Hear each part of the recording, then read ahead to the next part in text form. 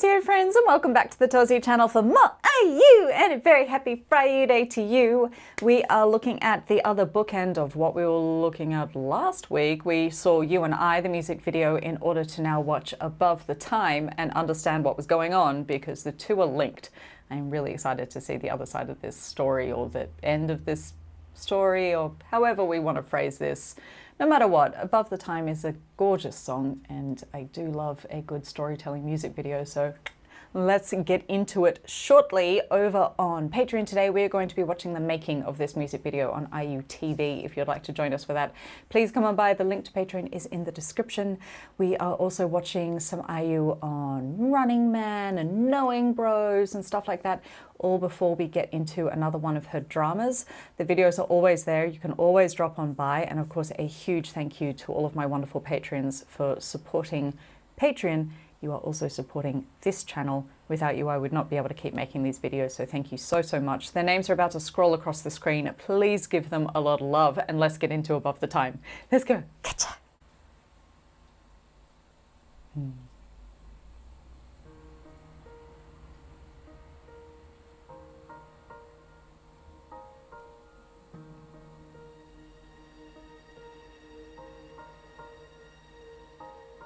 서로를 닮아 기울어진 삶 소원을 담아 차오르는 달 하려다만 과로 속의 말 이제야 어디도 닿지 않는 나의 단 넌 영원히 도착할 수 없는 섬 같아 헤매던 날 이제야 기록하지 않아도 내가 널 전부 기억할 테니까 기다려 기어이 우리가 만나면 시간의 테두리 바깥에서 과거를 맘지 않고서 나면 숨이 차게 춤을 추겠어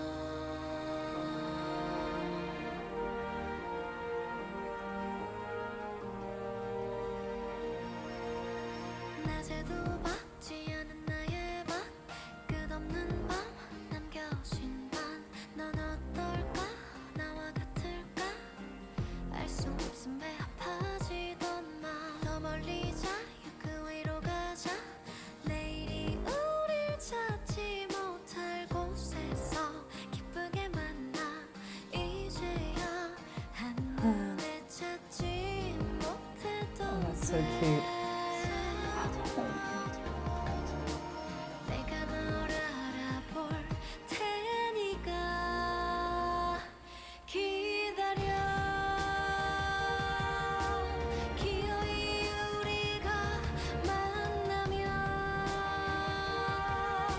시간의 테두리 바깥에서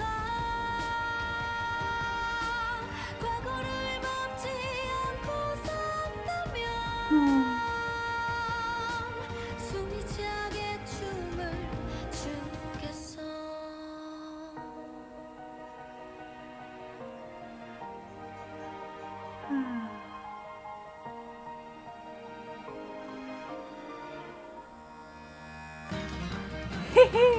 Cute.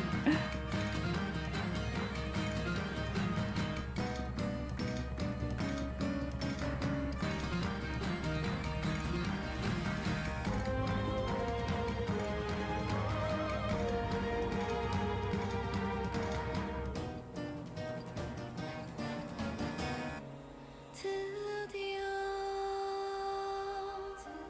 기다림의 이유를 만나러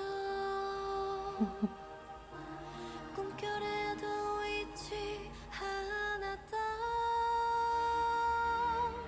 잠결에도 잊을 수 없었던 너의 이름을 불러줄게 기다려 잃어버렸던 널 되찾을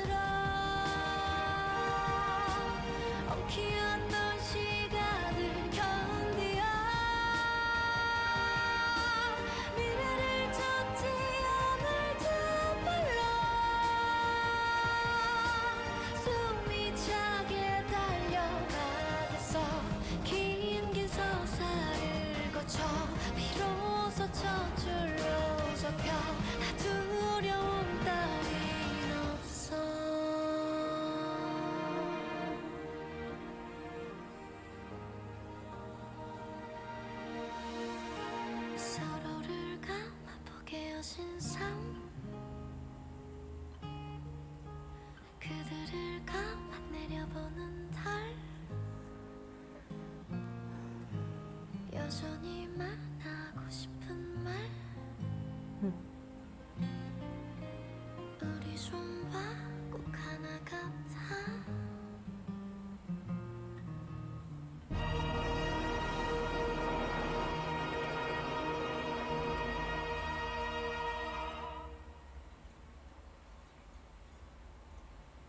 Oh, the goose.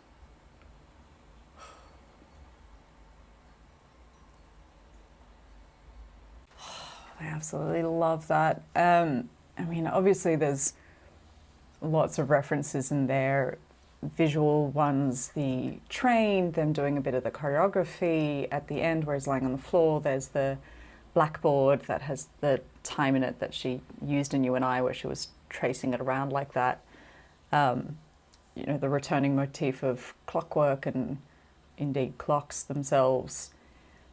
And the sense of sort of multi-dimensionality. I couldn't help last week talk about lots of Doctor Who things because it was incredibly Doctor Who. And also simply that so much of Who is about time and space and dimension and there are some really beautiful love stories in there of people being lost to different dimensions. My favourite Doctor is 10, and the love story between 10 and Rose is so beautiful, and there is a dimensional slip there where they get stuck in two different dimensions, and it's heartbreaking. So it's very on theme, as it does tend to be with most time-travelling stories, the perils of it of being stuck apart from each other. You know, we even saw it, we just watched Scarlet Heart over on Patreon, and it, if you haven't seen it, I won't spoil it, but you know, time and dimension plays a huge part in their relationship, especially at the end. This as well is a really beautiful understanding of that entire genre. This is the kind of thing that any nerd like me who reads and watches a lot of science fiction and fantasy really recognizes, especially this sense of dimension. Dimension is so fascinating, multi-dimensionality in science fiction and indeed in science.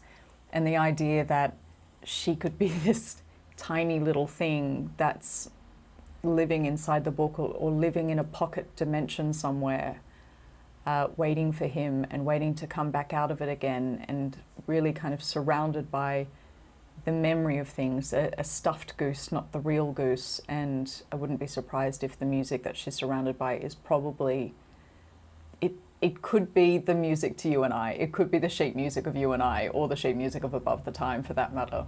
I think that's really beautiful and really well done, and kind of explains the story of how they are together or waiting for each other, or were together and have slipped apart again, or are still trying to come together. Or, you know, if the clock on his wrist is one thing, when they finally do meet out of time, does that then dissolve and they've lost their time again? Didn't quite catch what was on the inside of his hand. Let me see if I can see that. I might need to look that up. Does it look like a tree or a flower? It's a circle with a really organic shape in the center of it that curls quite largely to one side and a little bit smaller on another side. I'm not sure what we're seeing there. It kind of looks like a tree to me, or maybe a flower. I'm gonna have to look that up. But then of course, you know, that's the promise of next time. I think my favorite part of that, and the bit that I think is just so clever, is the folk dance break in the middle of it. Of course, we have the lyric of, you know, if she could step out of time, she would dance. What is so particularly clever about it is the way they manipulated time during that dance, that it would speed up and slow down. And the video is not moving at the pace of the music. It's speeding up and slowing down and twisting around. So we have this sense of timelessness where time isn't really touching this dance.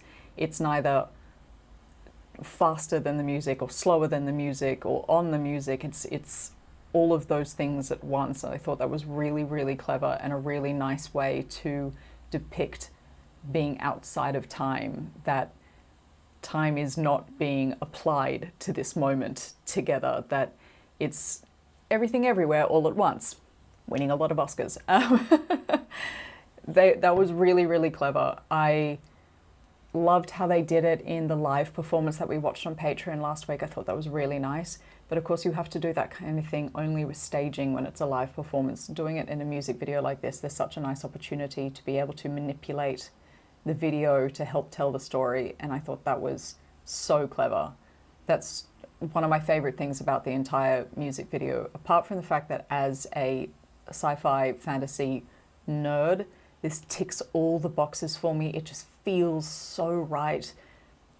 I like that we have dimension, because in You and I, we have the instruments that said time and dimension, and now we're really seeing dimension here. We sort of dealt mostly with time before, and now we're dealing with dimension. It's such a nice tie-in conceptually, not just by bringing back in a lot of the props that were in the first one. It conceptually ties in with it.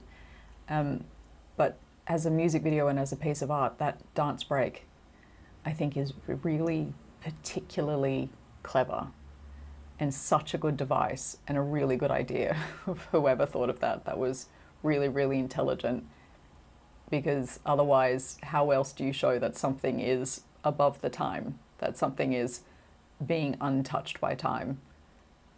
You know, everything else will appear too linear, and therefore in our brains keeping time, and in that it's kind of showing that time isn't linear. Or if you're outside of time, then you know you can kind of do anything in any order, or all of it all at once. So sad as well, but just, yeah, that's a lot of sadness and longing, as that song is. It's a lot of wishful thinking, that song. A lot of, you know, if only I could do this, then, and that definitely comes through in their performances and in their separation.